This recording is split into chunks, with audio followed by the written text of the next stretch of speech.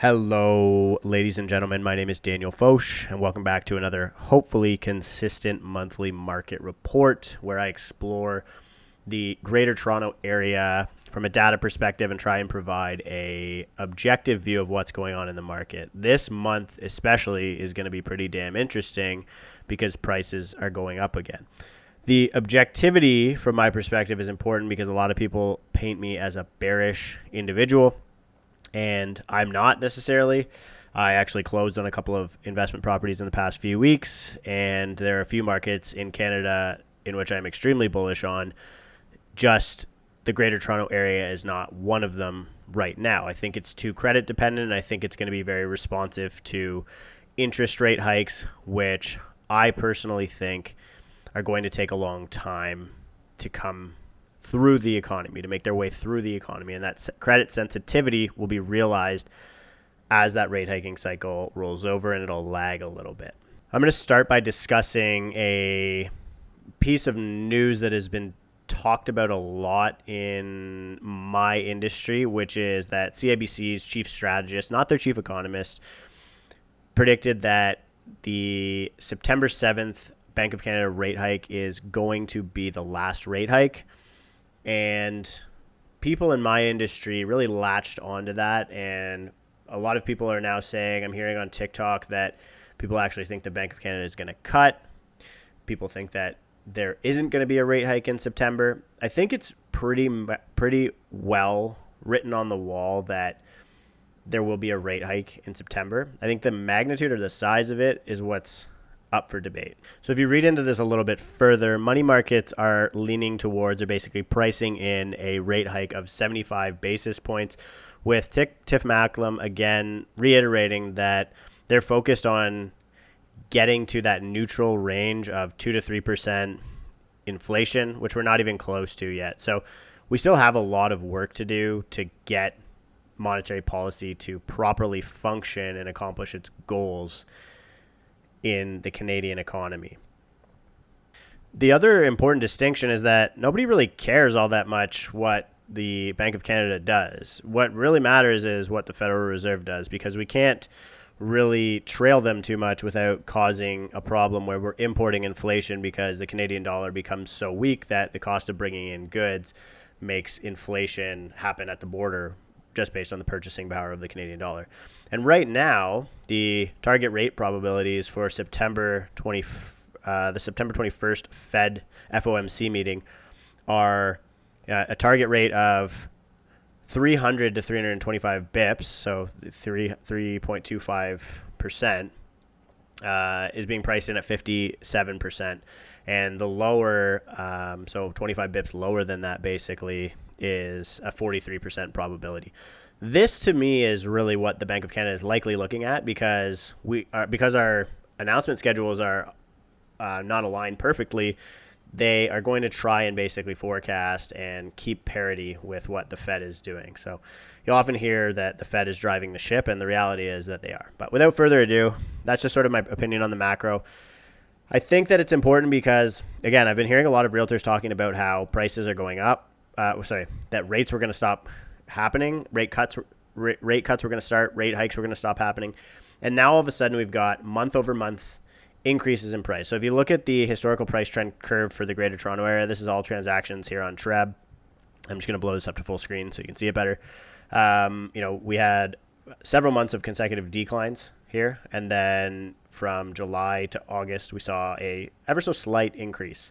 And pairing that with the announcements from CIBC, from my perspective, is really going to strengthen the bullishness of the industry and the participants in it, in such that, a lot of people are really feeling like we hit the bottom. The bottom's in the rearview mirror. And now that we've seen a month over month increase in price, that the bull market has started again. And what I think is probably more likely to be the scenario is that this could actually create a bit of a bull trap. And I'm not saying that to be extremely cynical, but I think it's an important reality to think about. Here's why I feel that way. If you go to the Economist's website, if you search global house prices. This is a data tool that is available for free in their graphic detail series. And you can basically look at house prices historically since this index was created. I think it goes all the way back to the 70s. And it shows basically every country. You can compare two countries side by side. That's probably my only complaint about it, is that you have to chart two countries side by side when using the tool. But if we look at Canada here, in Q2, I'm just going to blow this one up again, and I'm going to zoom in as well. So in Q1 of 1989, which was, a lot of people remember hearing about the 90s in Canada, we saw a house price peak. So that's, if you're using that as your 100, it almost touched that same peak again in Q4 of that year. So I'm just having a hard time selecting this here, but in Q4 of that year of 1989, and if I zoom in closely here, you can actually see that the price basically created what almost a near perfect bull trap. And so we saw two peaks happen. And for those of you who don't know what a bull trap is, I'll go through it in a second. But we saw two peaks happen basically in the Canadian real estate market in 1989. This isn't an uncommon thing. Like if you rewind to the last major cyclical event, it's going to be kind of tough here because I can't really get in close enough. But if you look really closely here at Q1 of 1981, and you follow the price curve for Canadian real estate, you can see again that there was another, the market traded flat for a little bit. There was a slight decline and then a little bit of a peak up. You see this happening just cyclically in Canadian real estate. So you can see these ebbs and flows in seasonality of property. And so people in my industry are very quick to claim seasonality in June, July, August of this year, when people were saying, oh, volume in Canadian real estate has dropped about 50%. And they're like, oh, well, it's always slow in the summer. And that's true, right? But price also has cyclicality. And the reason for this is because the basket of product, the type of homes that's selling in the summer versus what's selling in the spring or fall are different, especially in the spring market where you see families who want to move in the summer between school years purchasing homes. So if we look at the year over year seasonal comparison of what has happened to house prices in the Greater Toronto area, you can see that in 3 of the past 4 years, and it was the past 3 years, prices grew from July to August. And if you look at the year 2020, prices actually grew massively from July to August, and then they actually settled. But you can see that there's a clear trend with August being the bottom and basically prices gradually moving up thereafter until the end of the year, when prices typically settle into their new seasonal equilibrium. And then we start the cycle again in a new year. So I don't know if it's necessarily this major bullish factor happening that prices are moving up, and they're not moving up in all markets, right? So you can look at in Durham. I'll group these all by smaller groups. So we'll do Durham. So Durham prices are down 1.7%. Prices are up 1.7%. In Halton, prices are up 2%, down 2%. In Peel, prices are down 2.2%. In Toronto, prices are up 3.5%. In York, prices are up 11.3% month over month. So again, the reliability. Oh, and the York one is going to be especially important because there was an $80 million sale in King City that skewed this comp. And if you want me to visualize just how substantial that change is, or how substantial that increase is, if you look specifically at York region prices by municipality.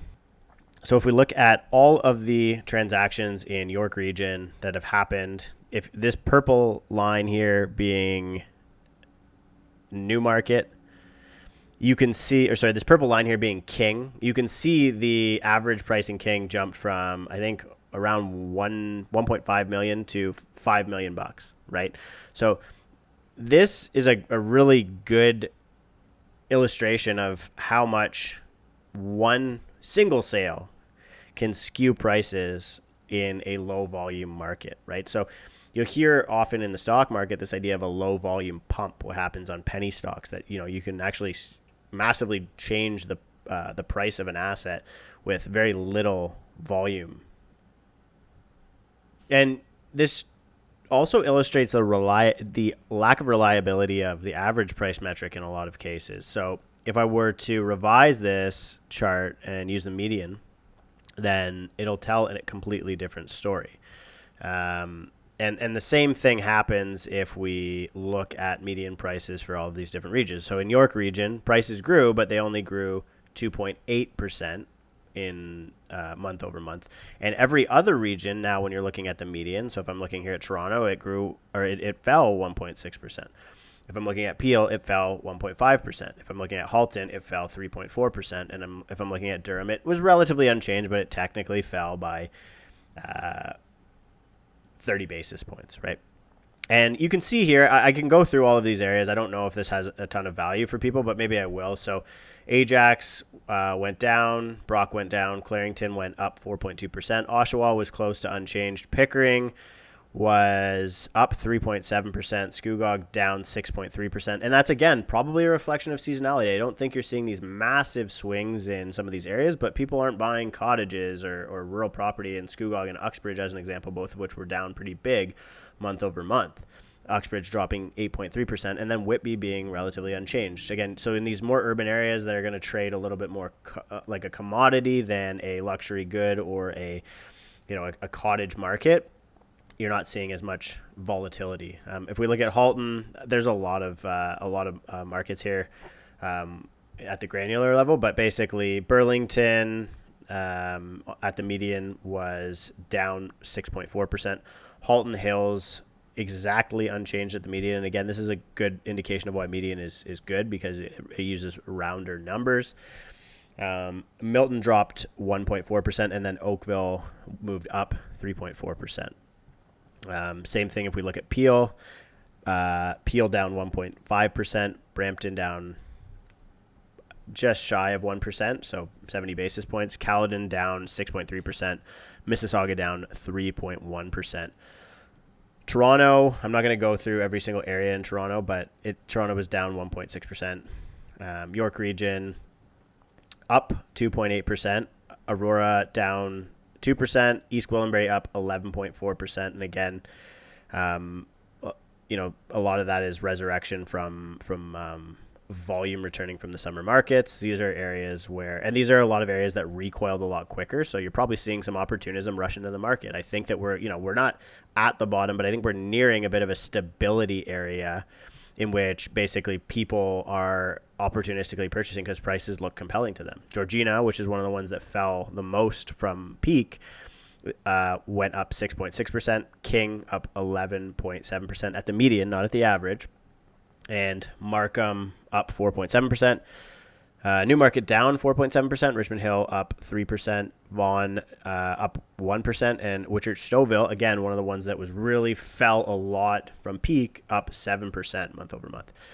One of the easier ways to look at this visually is, this really illustrates the massive change that we saw in King just from that single comparable. Was, King here looks like it was up 240%, let's say, right? But if I switch this to a median, again, I like to use a median price calculation. The market, the balanced market is a lot easier to see here, right? So, and even if you look at Toronto, some markets are up, some markets are down, right? I mean, this is an indication from my perspective that the market is trying to find an equilibrium, but we're still in a downward price discovery, and it takes time, right? I think that we're already in a market where some people, if you're buying right, if you have good advice and you're being smart, you could be the one setting a comp that is price protected, right? You could be the one buying a property that will never go down in value.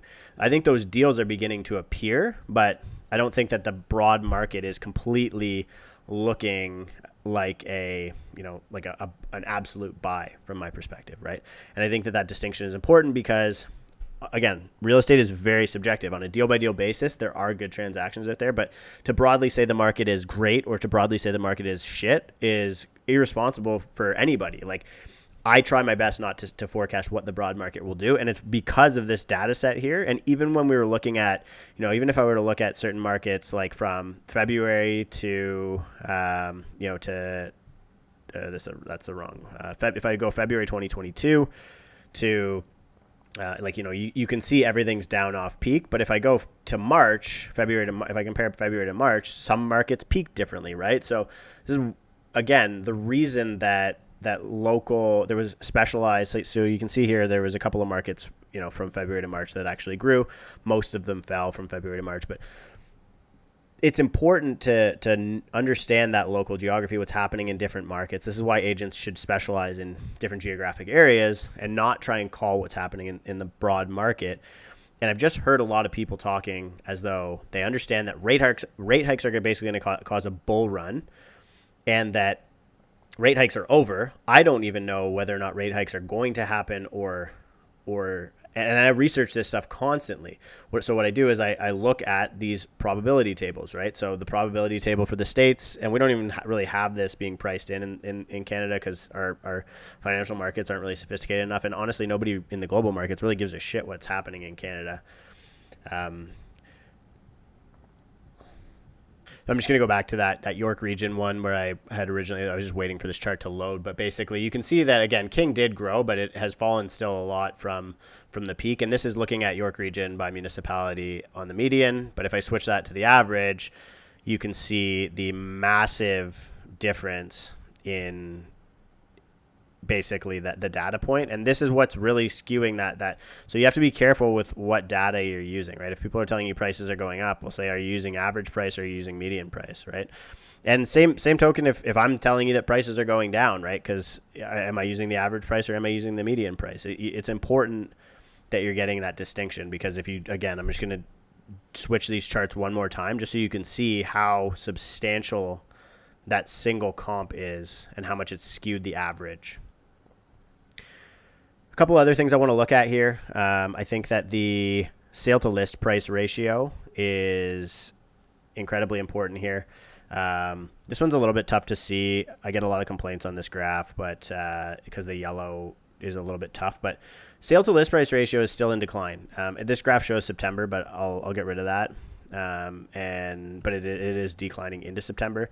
But if you're only looking at August and we're looking at the sale to list price ratio, you can see that it's declined. But again, so we're now below 100%. So the market is actually bidding less than what the ask price is on average. And it's been like that for about 2 months. So July and August both had sale to list price ratios below 100%. Now, this tells me that we're almost getting to the bottom of that downward price discovery, the aggressive downward price discovery. And this is a market that is like, if you go back to this global house prices thing from the Economist website, you'll see that there are pretty strong drops coming out of most markets. And then there's very slow declines happening thereafter, right? And you even see a little bit of bull runs, right? Like you even can see a couple of these little, I don't know, you call it maybe a bear market rally or whatever. But the reality is, when you're coming to the end of a major credit cycle in any real estate market or in any market, it takes you see a bit of a sell off at the front, and it's very visible in the past here in Canada in 1981 and then in 1989.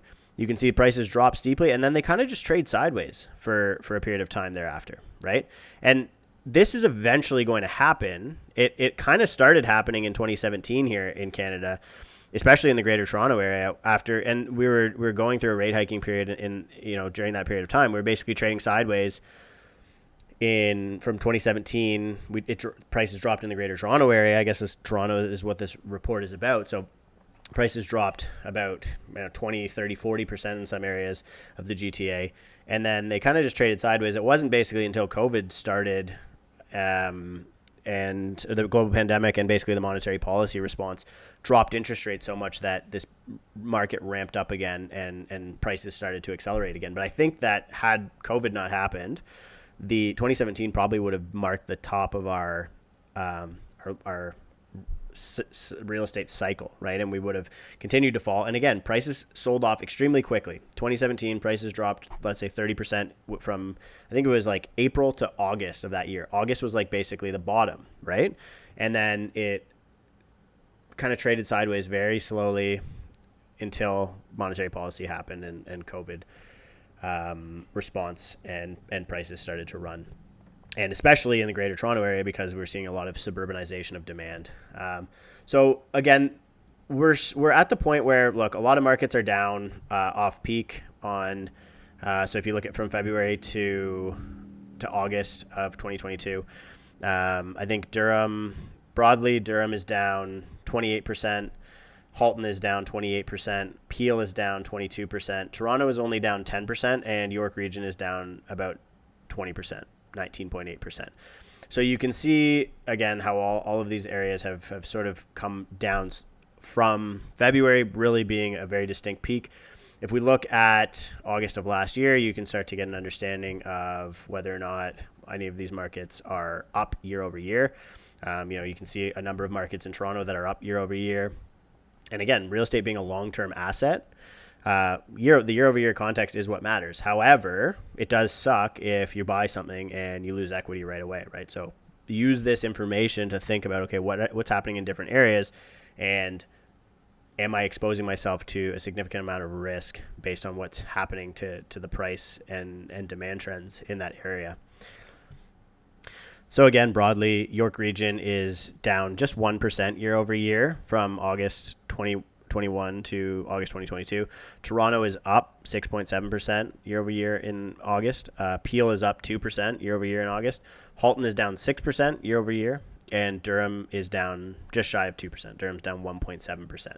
And you can see, again, you'll see, I'm just going to expand these again. There's different markets are responding differently. Caledon maybe being the biggest year-over-year decline here of 22.8%, a more rural market, and likely very low. If you look at the comparable volume here, it could be a pretty bouncy data point. You have 113 sales in 2021 and only 63 in 2022. So it leaves room for skews like the one that I just showed in King to cause problems in the data.